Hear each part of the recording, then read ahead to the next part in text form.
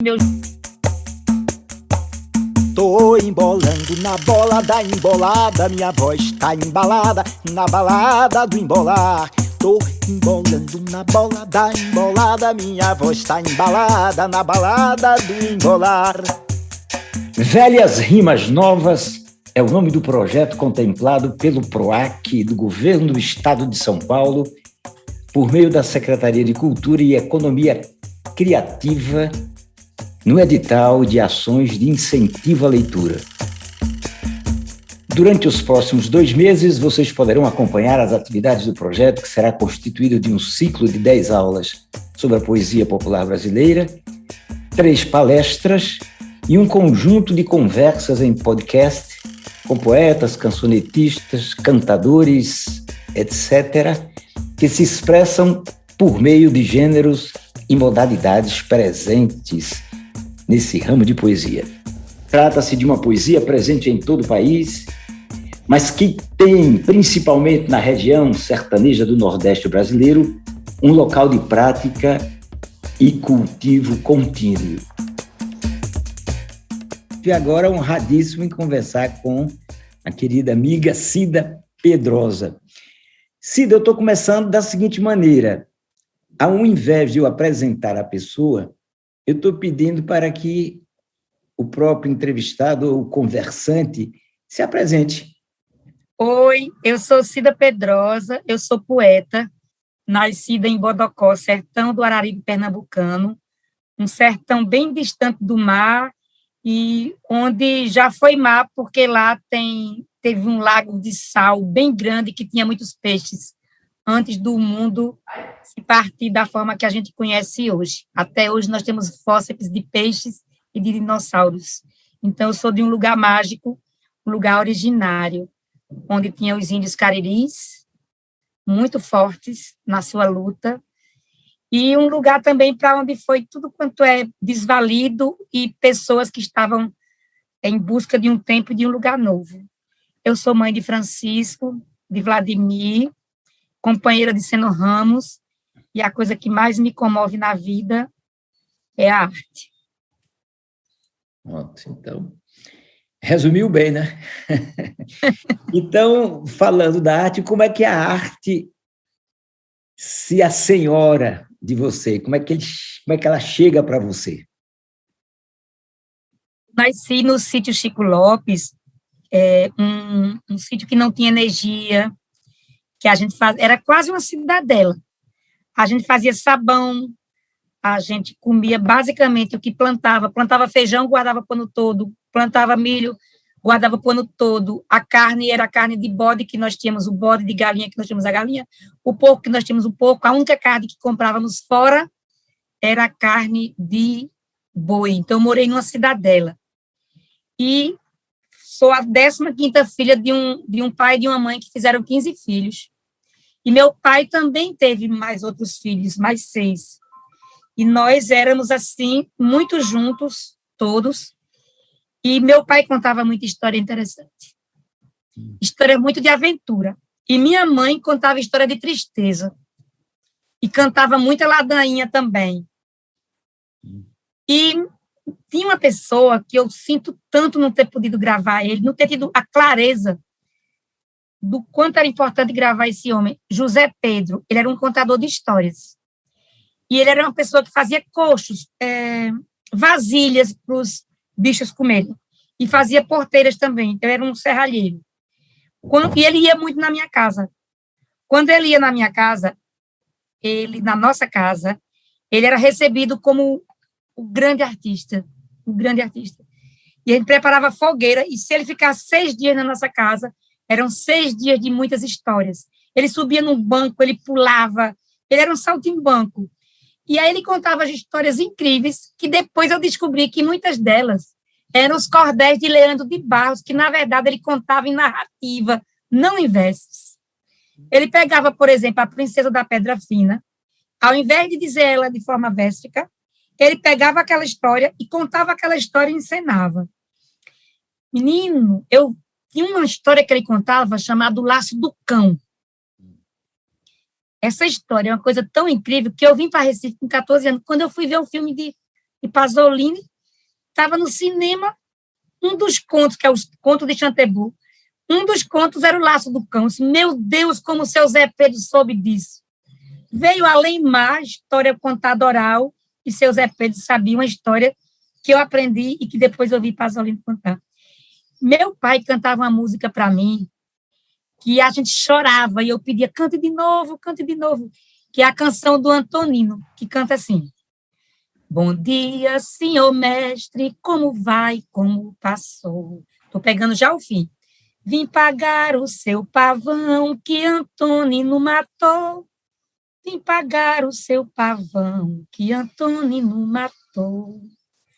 Meu senhor, vá para casa, descanse seu coração, pois a morte de um menino não se troca por pavão, pois a morte de um menino não se troca por pavão.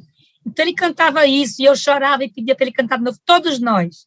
Quando ele fez 70 anos, ele morreu de chorar, porque todos nós cantamos para ele a canção do Antonino. E são muitas cantigas que eu ouvi. Então, a poesia e a arte chegou para mim desta forma, no terreiro da minha casa, na voz do meu pai, na voz de seu Bindô, que cantava ladainhas e cantava Valdir Soriano. Uma voz de bluseiro maravilhosa. Ele tinha uma voz, era um homem negro com uma voz de bluseiro incrível.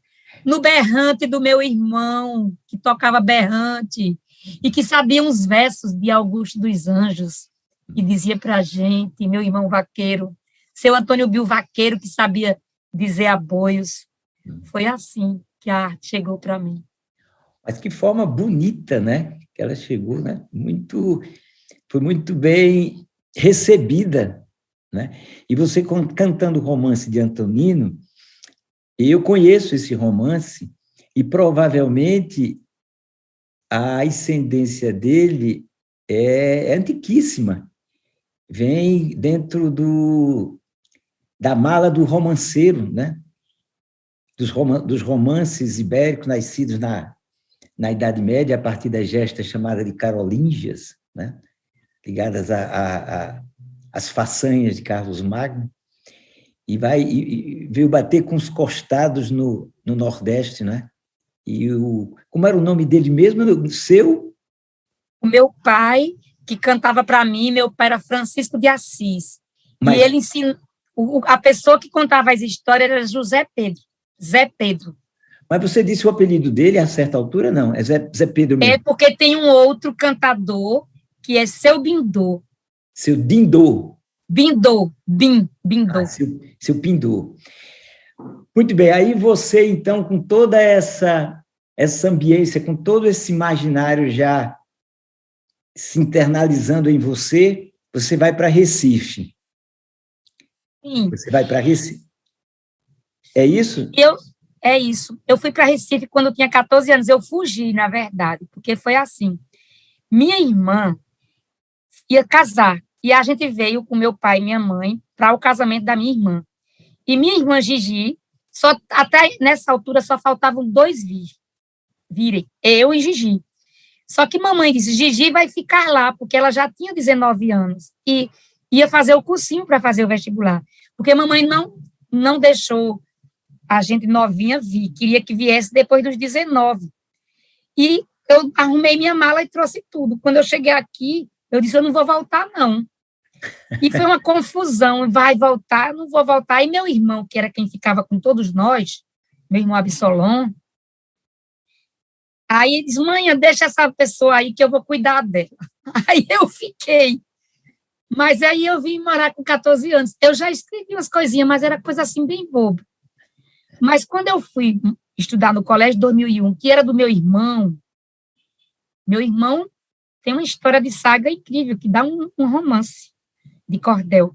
Ele veio como um menino muito pobre, meu pai era pobre, e aí todo mundo, minha mãe trabalhava na máquina, minha irmã trabalhava na máquina, meus 4 irmãos na roça com meu pai, para meu irmão estudar.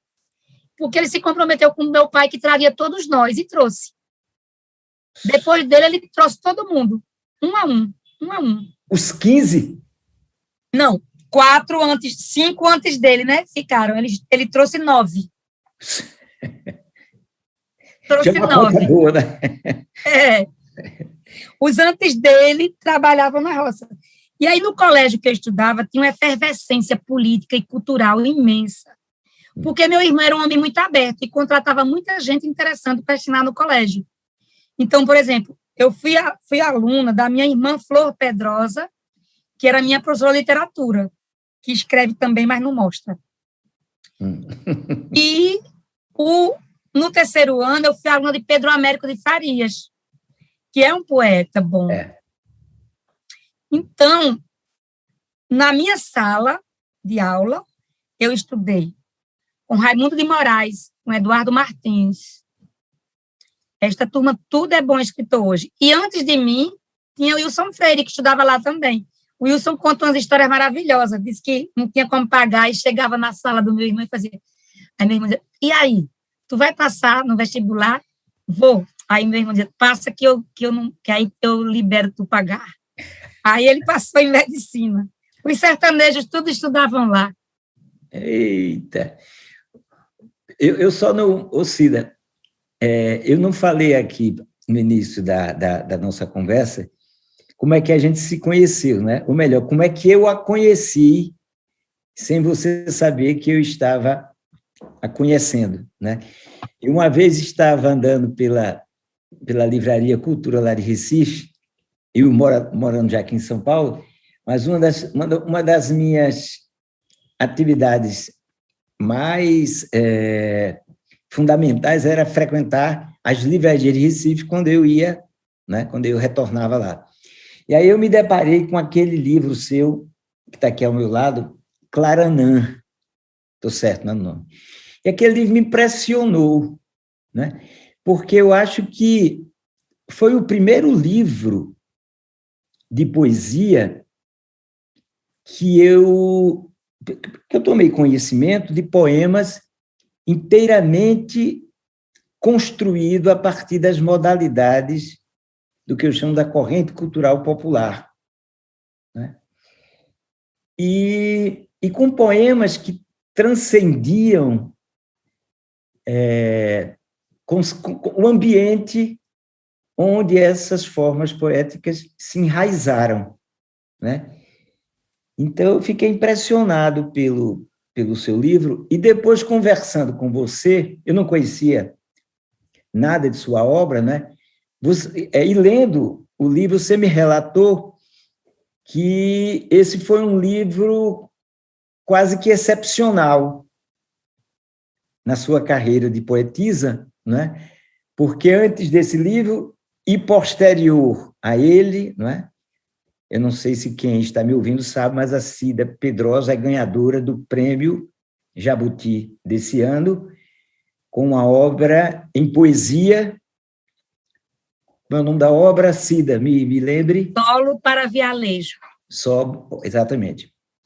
Solo para Vialejo, que é um livro feito, a urdidura, né, a gramática poética dele é diferente daquela com a qual o livro Claranã foi construído, né? Você chega primeiro, você, embora trazendo no seu caçoar da lembrança as narrativas populares, as formas, né, a maneira de contar, quando é que se descobre poesia, poeta ou poetisa, né? E como é que você vê sua presença no mundo da poesia, em que a gente, no Brasil que a gente vive, a gente percebe duas correntes de cultura que não só se refletem na poesia, mas, no geral, das manifestações culturais brasileiras.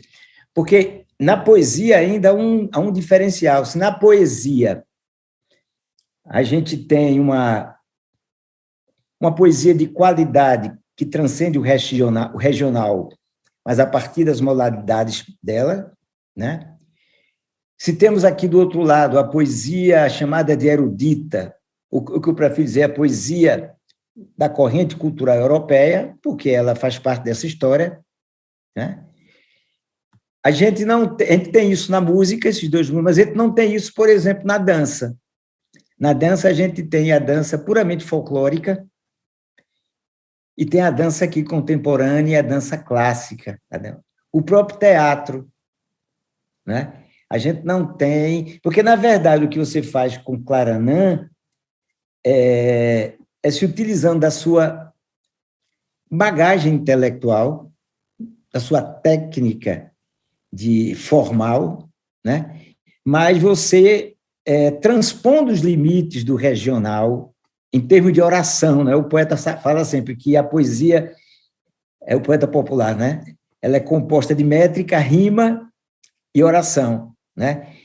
Mas a sua oração, embora aqui e acolá elas glosem, né, alguns motes, digamos, de feitura regional, mas o conteúdo dela transcende o regional, né? Tem uma abrangência, aquele mote que você faz daquela quadrinha de Jó Patriota, em 17 sílabas, eu acho um dos maiores poemas da língua, pessoalmente, né?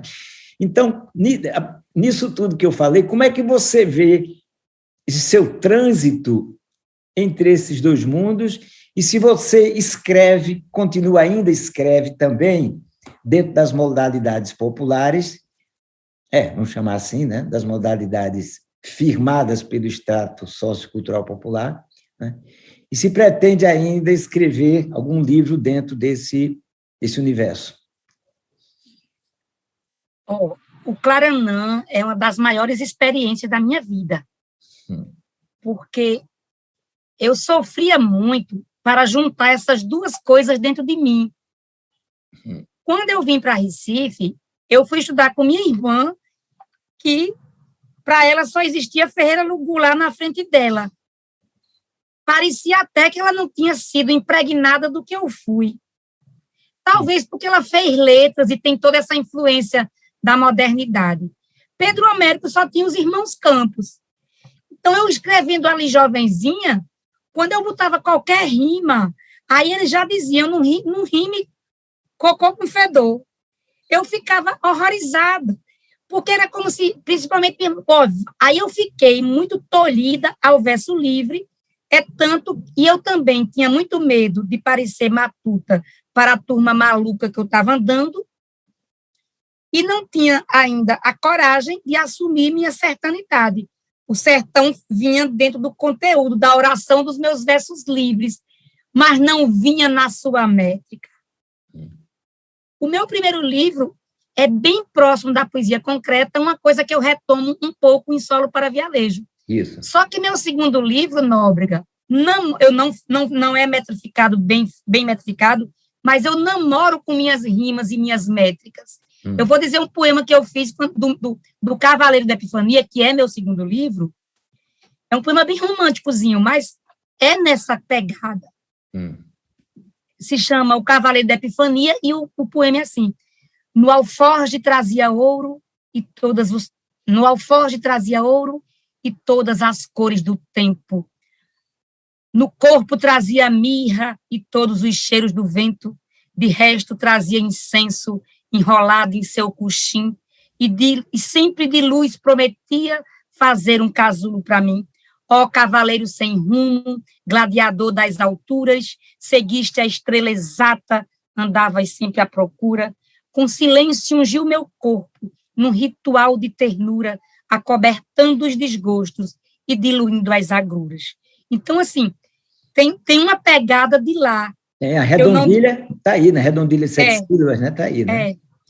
Tem uma pegada, né? E rimas, etc. Então, o meu segundo livro é assim. Tem poemas livres, mas tem essa coisa dessa pegada. Quando eu namorei o Seno Ramos, que é meu companheiro atual, faz 17 anos que nós estamos num chamego bom, ele dizia, tu falas em 7 sílabas poéticas, porque eu achava que ele estava doido. Ele dizia, principalmente quando a gente começa a tomar cerveja, se tu se solta, tu cadencia, tua fala é cadenciada. E eu comecei a encucar com isso. Nós tínhamos um site chamado Interpoética e nós fazíamos uma corda virtual, botava um mote e as pessoas iam glosando o mote.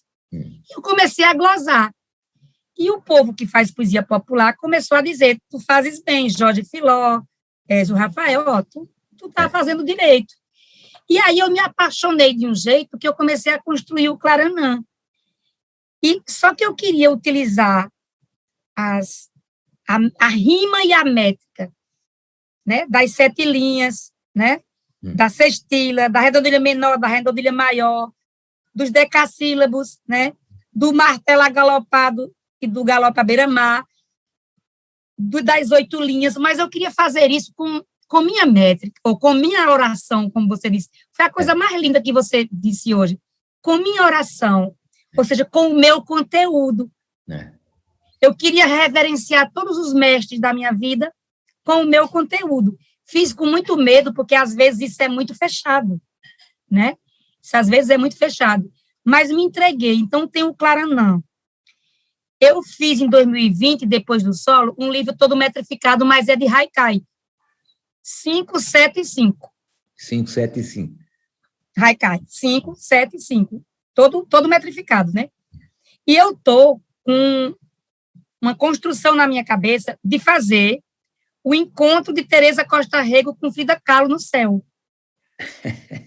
As duas são comunistas, as duas têm uma cor vermelha absurda na sua pintura, as duas têm uma luta feminista interessantíssima, então eu estou com muita vontade de fazer, as duas eram lindas, então estou com muita vontade de fazer essa história e fazer na minha cabeça com 4 vozes, e mudando essas vozes a partir do estilo textual, ou seja, fazer parte em sextilha, parte em redondilha maior, alguns decassílabos no meio, para as vozes mudarem conforme mude a métrica. Tem uns rascunhos aqui e estou tentando trabalhar isso, e quero dizer que hoje em dia minha poesia não se separa mais dessas 2 vozes, a poesia chamada poesia livre e a poesia chamada de verso tradicional e metrificado. E morro de vontade de fazer umas confusões também, vice Nóbrega, de fazer uns inventos. Eu ando lendo outros estilos de cantoria que estão mais mortos, assim, os que eu usei todos estão vivos. Eu queria usar umas coisas mais mortas, mais mortas, pouco utilizadas hoje na cantoria. Estou estudando. Tá bom. Você está batendo... Eu conversei ainda há pouco com a Isabelle e a conversa vai indo e no leite dela, na água dela, surgem vários pequenos riachos, né, que se a gente entrasse, a gente mergulharia, né? Conversaríamos bastante. Então, no que você fala aí, há muitos riachozinhos para a gente conversar. Mas falando, o haikai que você falou, interessante, quando você rima o haikai, você falou 7, 5, 7 ou 5, 7, 5? 5, 7, 5. Que não deixa de ser uma redondilha menor, uma redondilha maior, uma redondilha menor. Né? Eu não sei se você já leu com cuidado, com atenção, nas formas poéticas do Romanceiro da Inconfidência, da Cecília Meirelles. Preciso reler. Eu estou estudando aquele livro, né? Eu li recentemente, e eu vou fazer até escrever um texto, uma palestra, acho que vai ser, sobre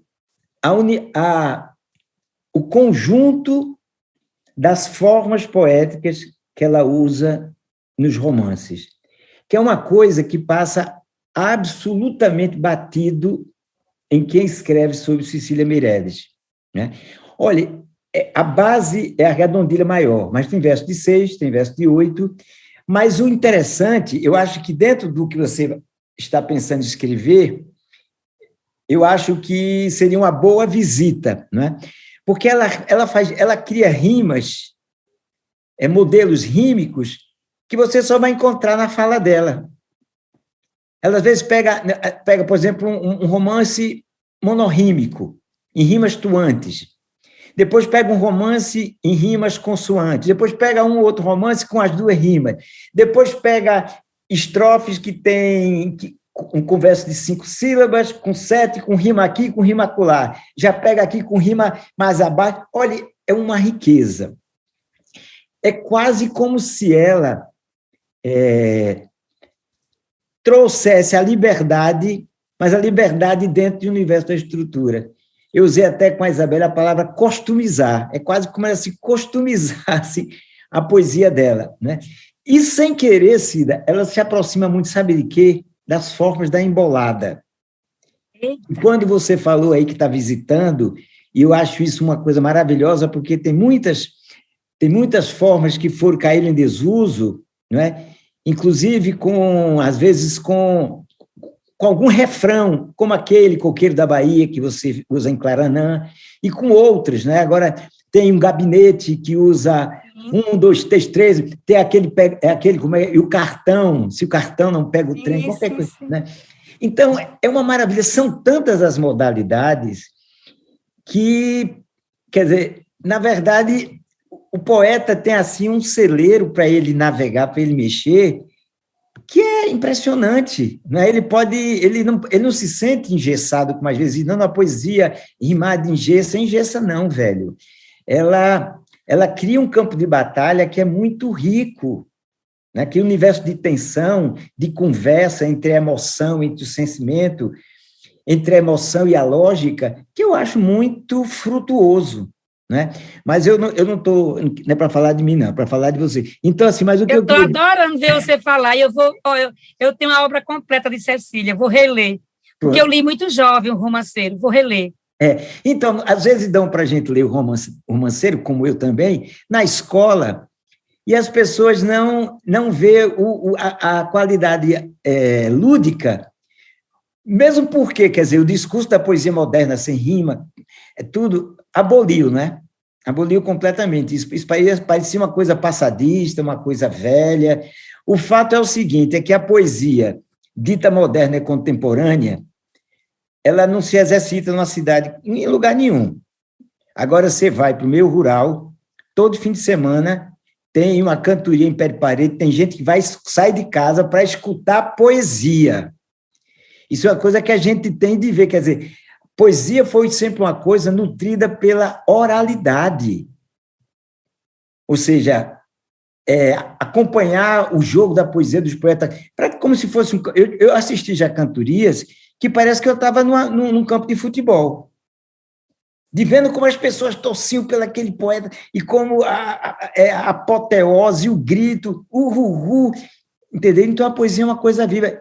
Ainda bem que veio o rap e veio o slam trazer isso um pouco, né? Mas, bem que as formas da nossa poesia poderiam também ocupar esse lugar, não é verdade? Porque para uma riqueza dessa, com a embolada...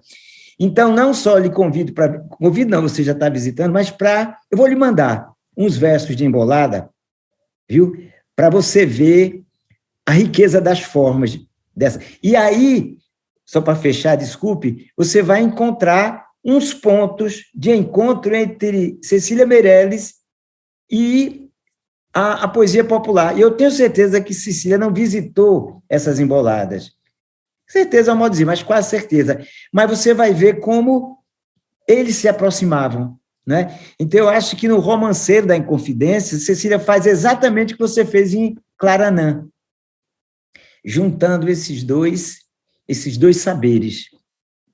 A Né? Cecília, ela começou, o primeiro e o segundo livro dela, tem muitos decassílabos, né? Ela era muito parnasiana, no primeiro livro dela é todo parnasiano. Então, ela dominava a métrica. Depois, ela se joga na poesia livre, né? Ali na década de 40. Então, de repente, ela utiliza, como ela dominava bem, né? Porque eu também tenho uma tese que para mim, só desconstrói bem quem constrói, sabe, Nóbrega? Exatamente. Isso não tenha dúvida. Exato. Não dá para desconstruir sobre o nada, né? Você só reconstrói uma pedra, uma casa, se tiver ali. Então, você vai construir, não existe isso, né?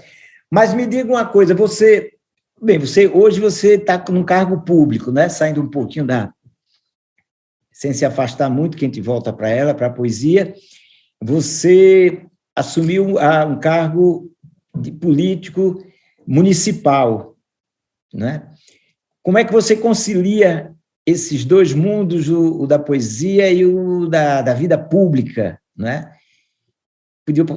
Podia falar um pouquinho para a gente sobre isso, sobre essa conciliação? Posso, Nóbrega.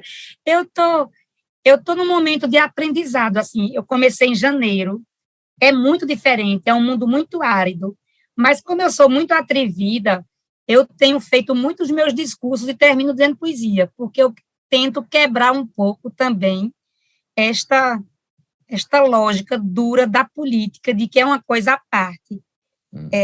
Eu fiz um discurso bem forte sobre a fome, e terminei dizendo Solano Trindade, aquele poema dele bem conhecido, Se Tem Gente com Fome, Dá de Comer, né?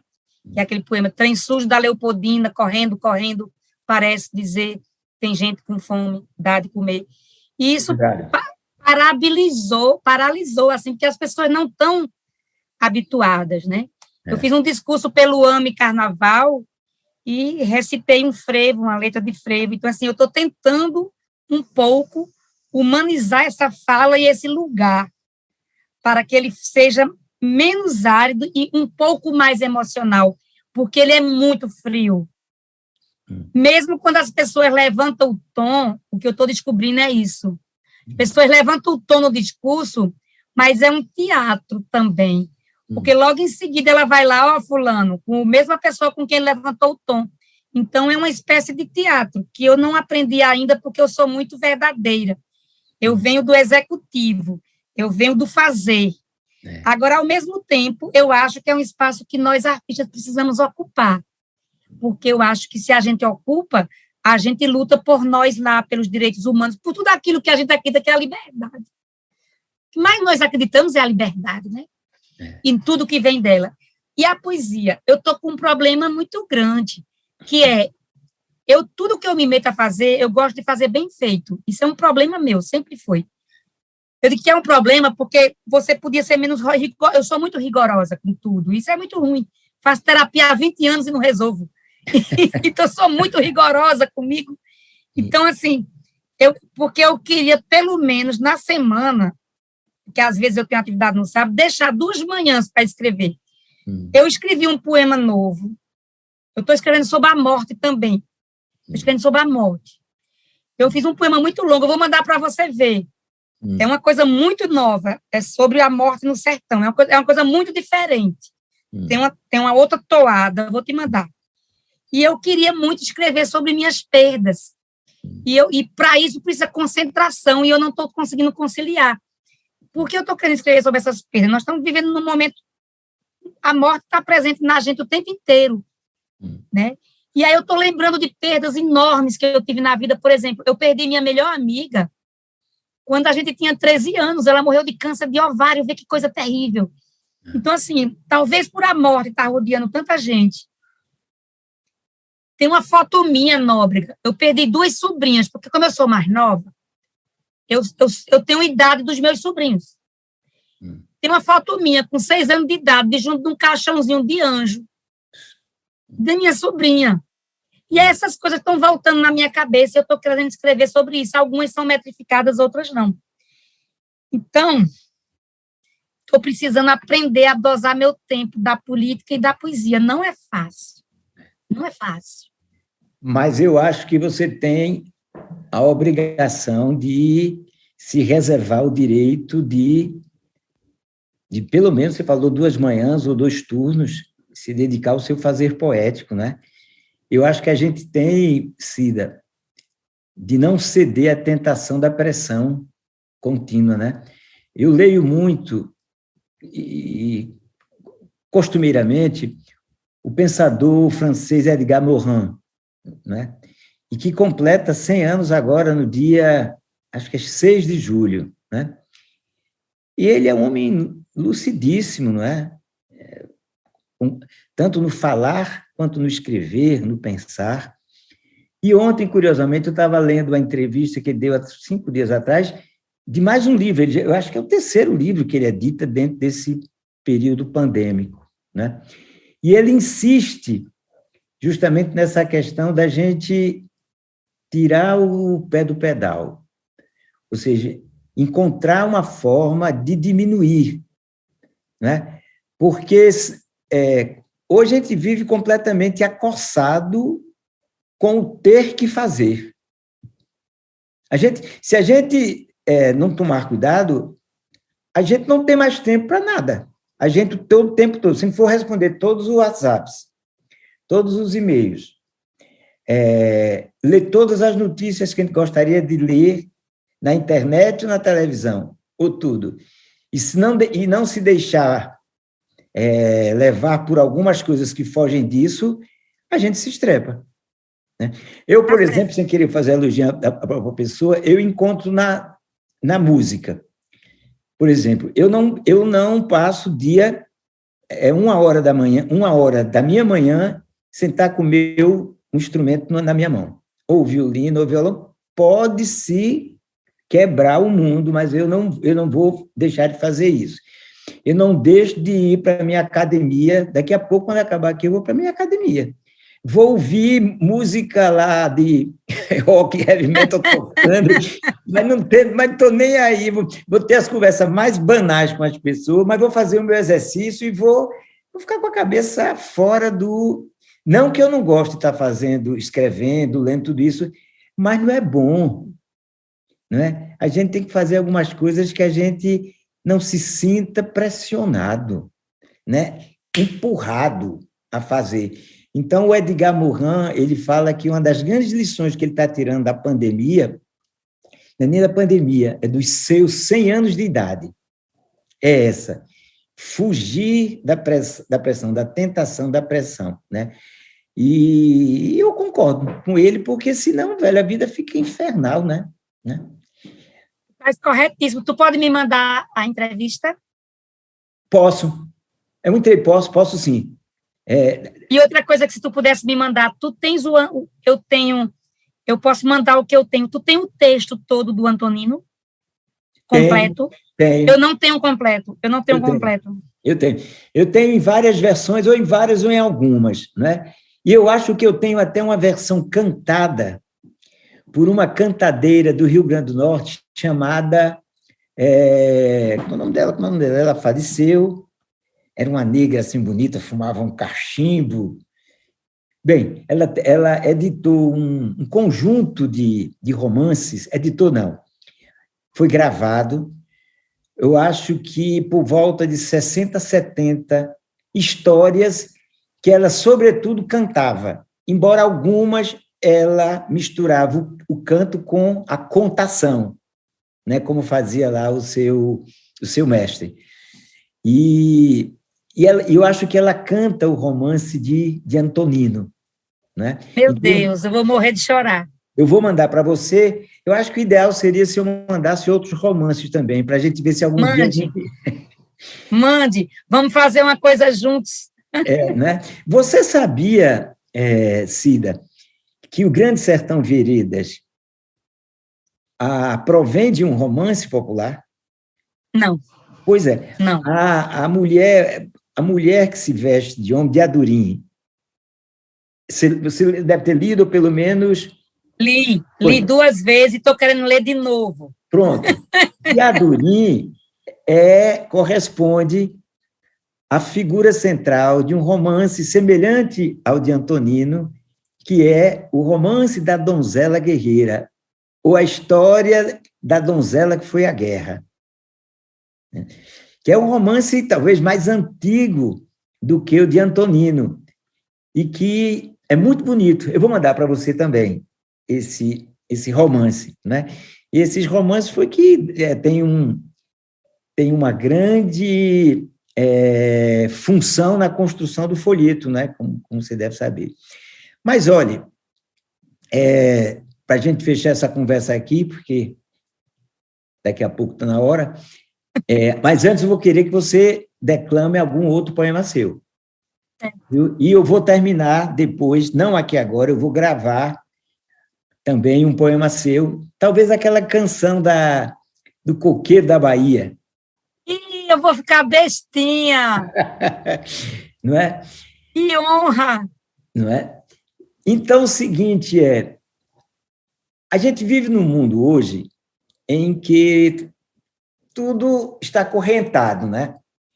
Eu ontem vi na televisão um documentário chamado Mar Vermelho, pela Netflix. Depois de você assistir esse documentário, você é instado a tomar a decisão de não comer mais peixe. Porque esse mar vermelho é o mar de sangue do peixe no mundo, né? Então, a gente não sabe dentro do que se passa nos oceanos, né? Que representam, quer dizer, proporcionalmente, um território maior do que o terrestre, né? Então, é um negócio estarrecedor. Então, o mundo, hoje em dia, ele está intercomunicado de uma maneira absoluta, né? Tudo que nós fazemos hoje, porque nós somos 8 bilhões de pessoas, se reflete em algum lugar do planeta, porque a gente vive em um planeta que está sob ameaça, né? E se a gente começa a olhar friamente, a gente percebe de que a espécie humana pode simplesmente desaparecer, né? A gente, como outras espécies, já houveram 5 extinções, não de humanos. A gente pode simplesmente ter sido uma espécie que nasceu com conhecimento esse tão interessante que conseguiu não só se acabar, como acabar com várias espécies, né? Você acha que a arte e a poesia, nesse contexto, têm uma função? Qual é a função da arte no mundo cuja ameaça de extinguir é muito forte? Tem um monte de gente que teima em ser niilista e dizer que a arte não tem função nenhuma. Eu não faço parte dessa turma. De verdade, eu acho que a arte tem função, sim. A primeira é de nos tornar mais humanos. Eu acho que um ser humano, uma pessoa diante de uma obra de arte, de qualquer linguagem, seja uma peça, uma dança, um poema, ela pode aproximar-se mais da sua humanidade. Então, acho que a arte tem essa capacidade de nos aproximar, acho que um pouco do divino que tem dentro de nós mesmos, mesmo se a gente for ateu. Mas essa parte mais subjetiva, mais telúrica, mais próxima do universo e da própria natureza, porque a noção de divino pode ser o divino, pode ser a natureza, pode ser tudo isso. A gente pode se tornar mais humano. E eu acho que num mundo tão frio, porque nós estamos vivendo, você falou uma palavra que fazia tempo que eu não ouvia, e eu estou querendo ouvir e vou fazer um poema com esta palavra, acossado. Eu acho que essa palavra é muito forte. Eu acho que nós estamos sendo acossados de todas as formas. Acho que o capitalismo chegou a um ponto que ele nem mais se escuta, ele nem mais se explica. É como se fosse aquela cobra comendo o próprio rabo, sabe? Porque chegou um ponto... Vê, eu comecei essa conversa contigo dizendo que nasci numa cidadela. Tinha o bode. A gente comia o bode. O sebo do bode fazia sabão, junto com a mamona e o pouco de soda cáustica que mamãe trazia. Você tinha a galinha. A gente comia a galinha, o ovo, e as penas fininhas virava travesseiro. Você tinha o leite da vaca. A vaca dava o leite, que dava a coalhada, que dava o leite, que dava o queijo, que dava... Por aí, tudo tinha o couro, tudo tinha uma sequência de serventia. Aí o couro o papai fazia nessas sandálias, com o couro da vaca. Então, você tinha uma sequência do não desperdício. Nós entramos nesse mundo absurdo de consumo. Não é uma coisa de comunista isso aqui, não. Acho que não precisa ser comunista para falar disso, ou perceber isso. O mundo entrou num consumo tão absurdo que é a figura da gente correndo atrás do próprio rabo, sem fim, e do capitalismo se retroalimentando dessa nossa dor moderna, sabe? Então, eu acho que a arte tem uma capacidade. Tu acha que a arte salva? Um poema salva minha manhã ao lê-lo, salva meu dia, salva um instante. Uma música me liberta de um momento de tensão, me aproxima de Deus. Então, assim, eu acho que a arte tem função. Acho que a arte tem função social, sim. Inclusive de ajudar a refletir sobre essa coisa toda que tu está falando, desse desmundo, sabe? Entendi. Tem umas questões aí que você me cutuca fazer. Eu penso com você também, integralmente, mas tem umas coisas que me cutucam. Por exemplo, você veja a literatura russa. Você se lembra de Tolstói, você se lembra de Gogol, Turgenev, Dostoiévski, né?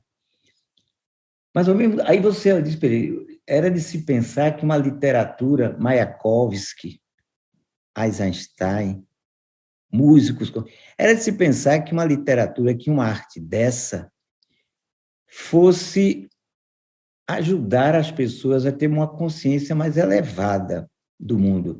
Eu não conheço o povo russo, mas me estranha o fato de um Putin, né? Quer dizer, que é um macho ômega, não é decidido, né? Macho alfa,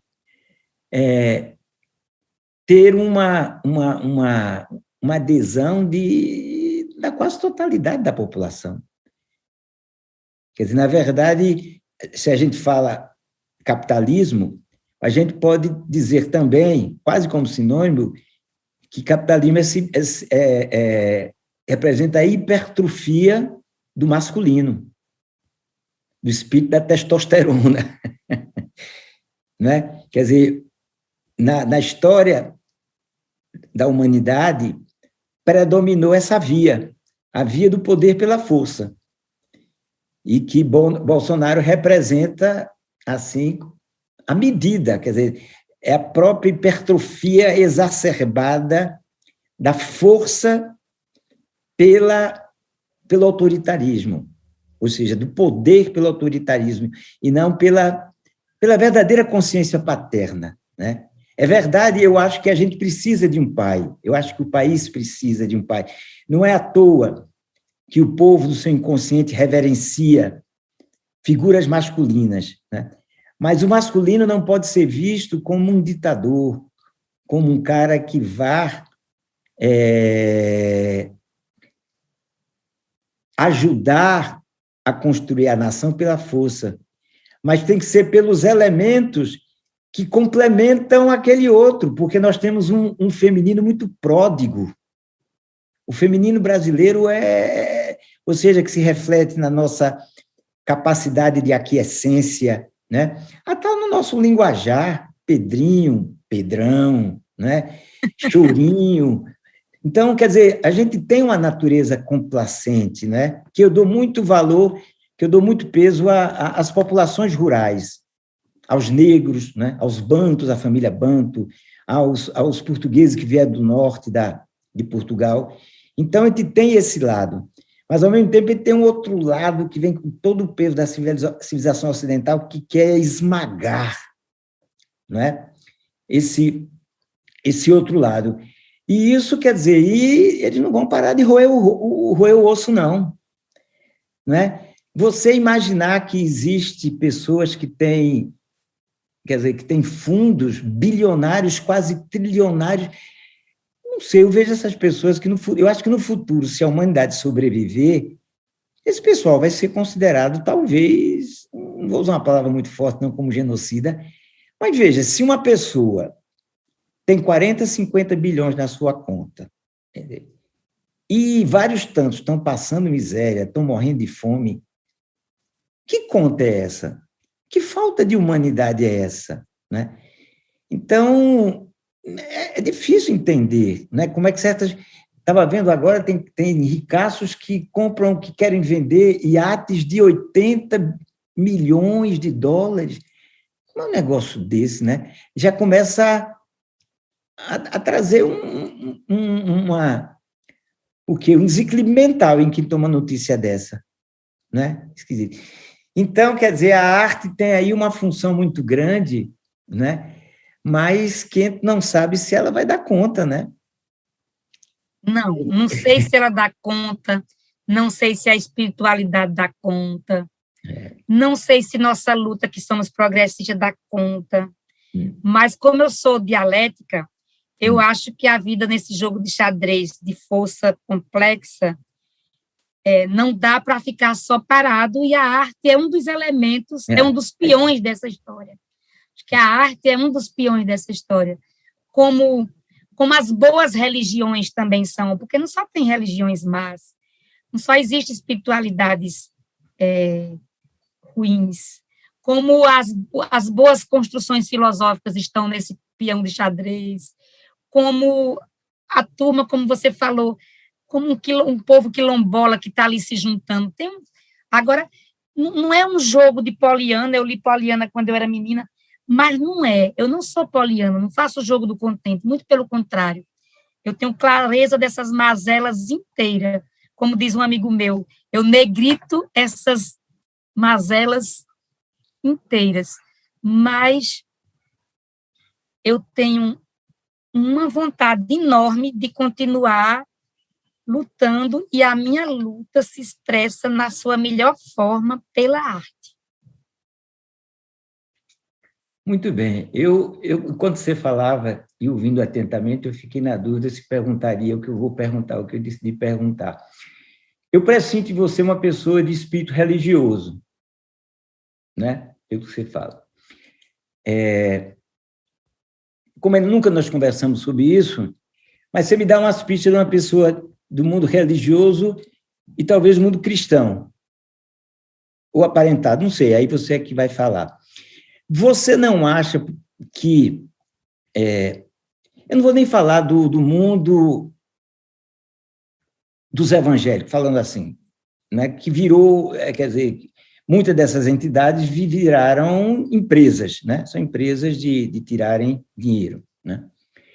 Mas, na própria Igreja Católica, né, eu nunca me esqueço de uma cena. Eu, certa feita, me chamaram para dançar num ato lá no Rio de Janeiro, na Catedral do Rio, e, de repente, o arcebispo do Rio de Janeiro, antes de entrar para fazer a missa, veio me cumprimentar. E ele veio todo paramentado, com báculo, qualquer. Mas eu me senti, eu vou dizer bem franco, eu me senti tão oprimido com aquela suntuosidade das vestes. Me parecia mais um guerreiro, propriamente, do que um homem que vinha ali para refletir sobre a não violência, digamos assim, né? Então, eu acho que até a Igreja Católica ela é herdeira dessa visão hipertrofiada do macho, do homem, né? A potentade dela, a riqueza, a indumentária, né? E até também na afirmação do que eu acho do pensamento mágico. Porque, você veja, quando a gente vê a mitologia grega, quando a gente vê a mitologia indígena, e a gente lê aquilo que a Igreja Católica chama de dogma, a gente diz, a Igreja Católica está cheia de pensamentos mágicos acobertadas sob o nome de dogmas, né? Você dizer que uma mulher virgem pode parir, pensamento mágico. Você dizer que um homem, depois de morto, pode ressuscitar com suas carnes, é pensamento mágico, é a mesma coisa que mula sem cabeça. É a mesma coisa, não tem diferença. O pensamento mágico é uma coisa tão pequenininha quanto grande. Se o pensamento mágico ou seja, se nada daquilo que é fruto da experiência humana, da vivência, é aceite, tudo mais pode. Quer dizer, não há valoração, não pode ser uma coisa pequena ou grande, não. É grande, né? Então, dentro desse contexto, como é que você situa a sua religiosidade? Primeiro, eu sou uma pessoa espiritualizada. Eu tenho um pé enorme no cristianismo e outro no terreiro. Bem forte, bem forte. Isso já foi muito contraditório para mim, hoje não é mais. Eu fui criada numa família católica. Minha mãe usava aquela fitinha vermelha do coração de Jesus, filha de Maria quando solteira, depois filha do coração de Jesus, depois de casada. Meu pai, uma figura completamente anárquica, um homem de muita fé, mas que tinha esta compreensão que você tem da Igreja Católica, feito eu tenho. Ele lia a Bíblia para reclamar da Bíblia e para ensinar a antibíblia para a gente. Então, assim, isso em pleno sertão, um homem que só teve o primeiro ano primário. Ela ensinava o Pai Nosso para a gente, ele ensinava o Pai Nosso safado. Ele tinha muita raiva disso que tu está dizendo, dessa ostentação. E aí eu fui criada nessa história. Fiz primeira comunhão, papapá. Quando eu vim morar em Recife, eu neguei tudo isso. Aos 16 anos, eu achei que eu era ateia.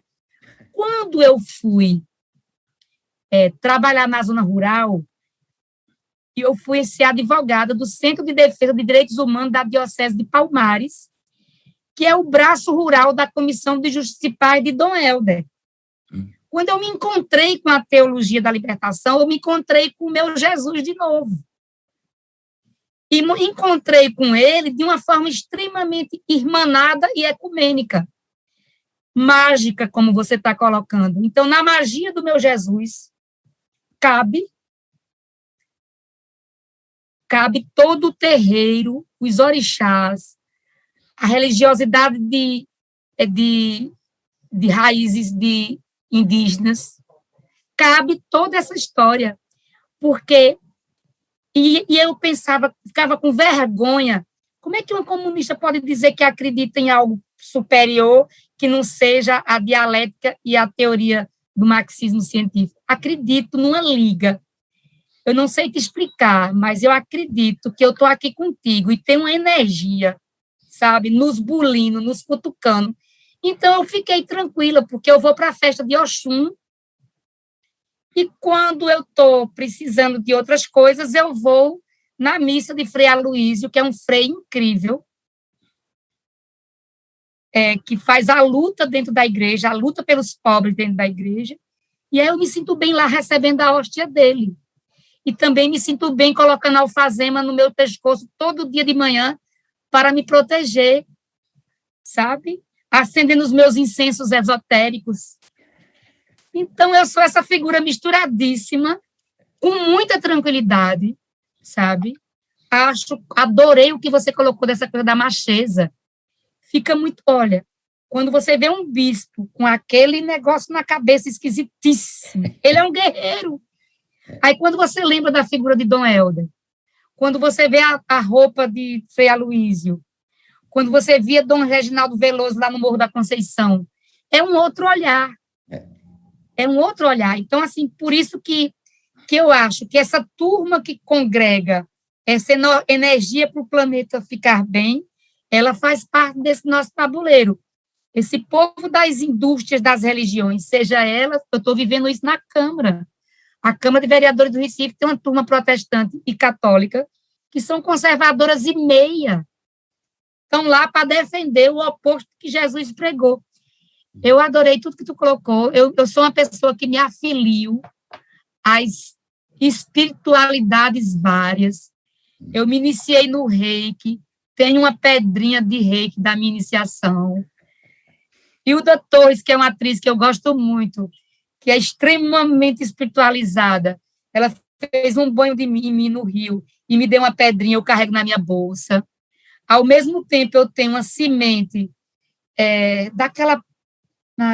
de uma planta bíblica que minha irmã foi lá em Jerusalém e trouxe para mim. Então, eu tenho um saquinho na minha bolsa, cheio de magias, e tenho na minha bolsa também um dos textos da minha mãe.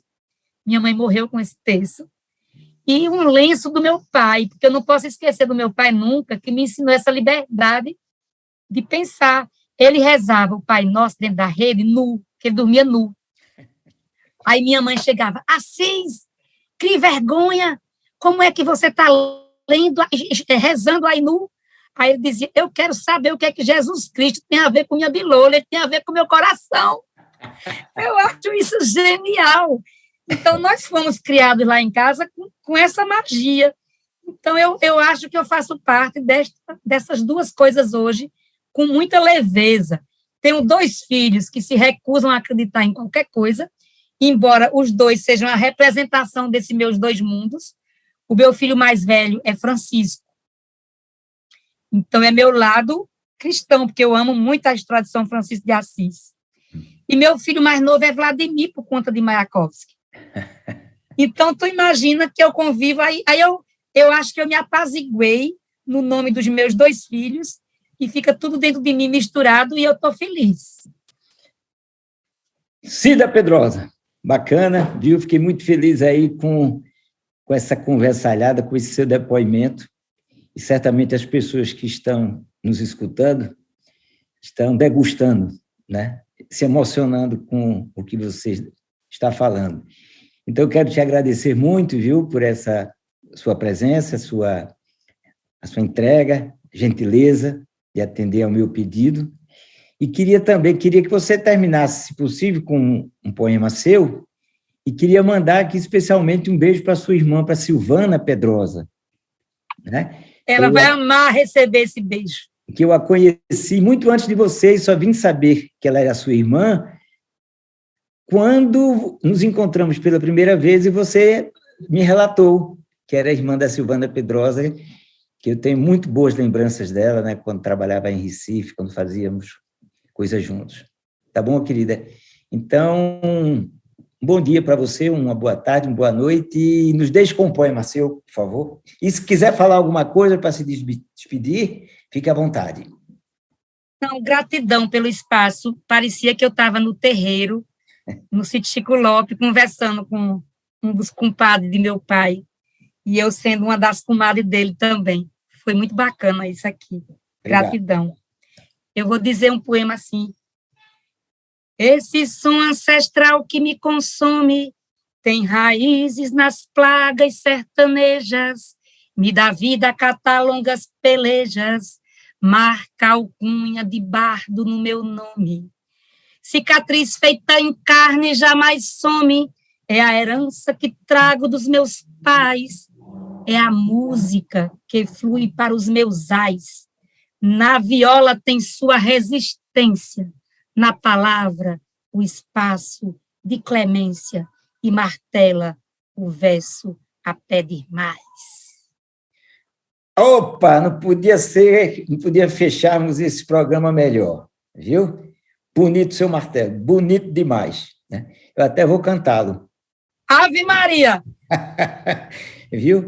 Então, pronto, mais uma vez te agradeço também as pessoas que estão nos escutando, e é isso. Para a semana voltarei novamente com mais um poeta, uma poetisa, e nos acompanhem, porque a poesia tem sempre alguma coisa para nos falar. Até lá. Tô embolando na bola da embolada, minha voz tá embalada na balada do embolar. Tô embolando na bola da embolada, minha voz tá embalada na balada do embolar.